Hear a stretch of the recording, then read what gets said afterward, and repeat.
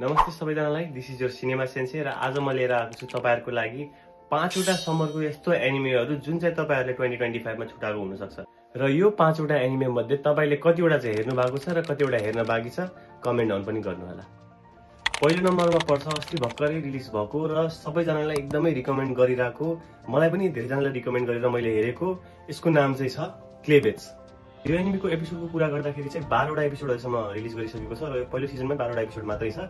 यदि एनिमे प्लटको कुरा गर्दाखेरि चाहिँ तपाईलाई कुनै पनि यस्तो एनिमे जहाँ चाहिँ डिमन लर्डहरु हेर्न मन लाग्थ्यो, डार्क लर्ड्सहरु थियो, अनि त्यो डार्क लर्डहरु चाहिँ आफ्नो टेरिटोरीहरु कसरी कन्ट्रोल गर्छ र तिनीहरु पनि ह्युमन लाइफ कसरी बाँच्न चाहन्छ, ह्युमन लाइफमा के हुन्छ, कसरी ह्युमनले लाइफहरु बाँच्छन्, उनीहरुलाई स्पेयर गर्नुपर्छ कि पर्दैन, हामी डिमन्स भन्दा कति डिफरेन्ट हुन्छन्, यस्तो खालको रिसर्च गर्न र यस्तो खालको इन्थुजियास्टिक सोच लिएर एउटा डार्क लर्ड चाहिँ ह्युमन लाइफ बाँच्न चाहन्छ। र त्यही प्लटलाई अगाडि बढाउँदै यो एनिमेलाई एकदमै इन्ट्रेस्टिङ बनाएको छ। यो एनिमे चाहिँ तपाईले हेर्न नबिर्सनु। त्यसैगरी दोस्रो एनिमेको नाम चाहिँ न्यू सागा हो। यो एनिमेमा 12 वटा एपिसोड छन्, अगाडिको एनिमे जस्तै एकदमै थोरै एपिसोडहरु छन्। तर यो एनिमेको प्लटको कुरा गर्दाखेरि चाहिँ अघिनको एनिमे भन्दा अलिकति डिफरेन्ट छ। यसमा चाहिँ डिमन लर्ड पनि हुन्छ, तर यसमा टाइम ट्राभलिङ र फ्युचर बदल्ने कुराहरु बढी देखाएको छ टाइम ट्राभलिङ गरेर। एनिमेको प्लटको कुरा गर्दाखेरि चाहिँ काइल र उसको पार्टी चाहिँ डिमन लर्डलाई डिफिट गर्न सक्सेसफुल हुन्छन्, तर एट वाट कस्ट उसले आफ्नो फ्रेन्ड्सहरु सबै लुज गर्नुपर्छ।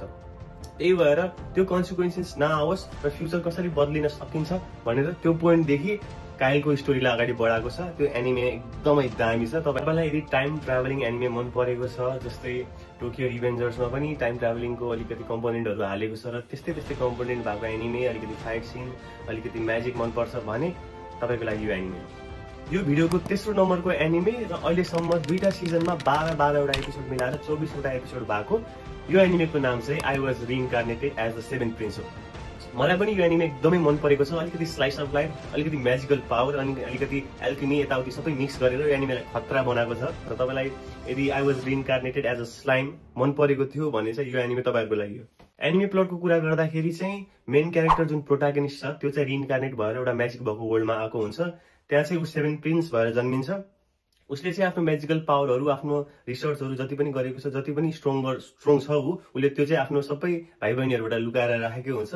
तर यस्तै लुकाउँदै जाँदा आफ्नो भाइको इन्ट्रोडक्सन गर्दै गराउँदै यो एनिमेलाई अगाडि लगेको छ। यस्तै इन्ट्रेस्टिङ प्लटहरु लिएर यो एनिमेलाई अगाडि लगेको छ।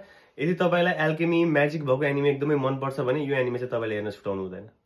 चौथो नम्बरमा हाम्रो one and only doctor stone, जुन अहिलेसम्म सिजन 4 सम्म आइसकेको छ। यही समरमा यसको अस्ति भर्खरै सिजन 4 पनि रिलिज भएको थियो।